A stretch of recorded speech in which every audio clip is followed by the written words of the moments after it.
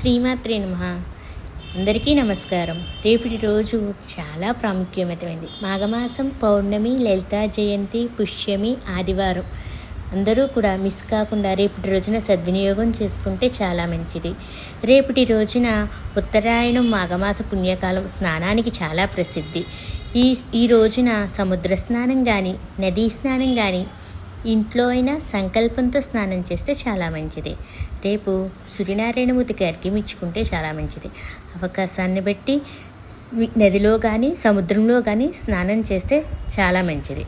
అవకాశాన్ని బట్టి మన దగ్గర ఏది ఉంటే అది దానం చేస్తే చాలా మంచిది. ఈ రోజున దానానికి కానీ, స్నానానికి కానీ, ధ్యానానికి కానీ చాలా ప్రసిద్ధి. చంద్రుడు మానసిక పరిస్థితికి కారణభూతుడు. ఈ రోజున మౌనంగా ఉంటూ ఎంతవరకు వీలైతే అంతవరకు ధ్యానం చేసుకుంటే చాలా బాగుంటుంది. మనసు ప్రశాంతంగా ఉంటుంది. ఈ రోజున దేవాది దేవతలు కూడా భూలోకానికి వచ్చి స్నానం చేస్తారు. అటువంటి ప్రాముఖ్యత కలిగిన స్నానం మనము కూడా ఆచరిస్తే ఇంకా మంచిది.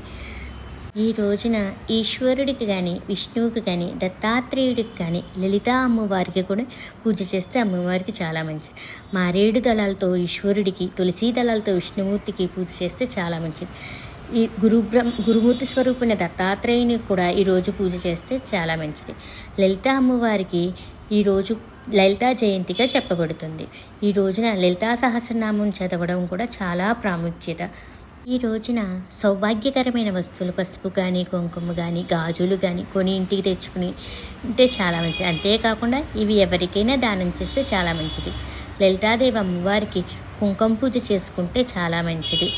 ఈ రోజున ఆదిత్య హృదయం కానీ, సూర్యాష్టకం కానీ చదువుకుంటే చాలా మంచిది. గోమతి చక్రాలు తెచ్చుకుని గవ్వలు కానీ లక్ష్మీదేవికి ప్రీతిపాత్రంగా పూజ చేస్తే లక్ష్మీదేవి ప్రసన్నరాలు అవుతారు.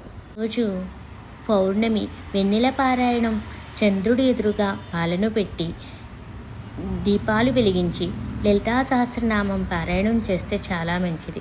ఈ లలితా సహస్రం ఎవరికి వీలైన సార్లు అన్నిసార్లు చదవచ్చు. సామూహికంగా చదివితే కూడా చాలా మంచిది. ఎవరికి వాడు చదివినా ఇంకా మంచిది. ఈ పౌర్ణమి వెన్నెల పారాయణం ప్రతి పౌర్ణమికి చేస్తారు. 12 మాసాలు పౌర్ణములు చాలా ప్రాముఖ్యమైనది. అందులో మాఘం, కార్తీకం, వైశాఖం, శ్రావణం ప్రశస్తమైనవి. ఈ 4 పౌర్ణములు కూడా వెన్నెల పారాయణం చేసుకుంటే చాలా మంచిది. ఈ మాసం సూర్యుని ప్రీతికరమైన మాసం కాబట్టి ఆదిత్య హృదయం, సూర్యాష్టకం చదువుకుంటే మంచిది. ఆదివారం నాడు చాలామంది ఉపవాసాలు ఉంటారు. అది లేదంటే ఒక పూట భోంచేసి రెండో పూట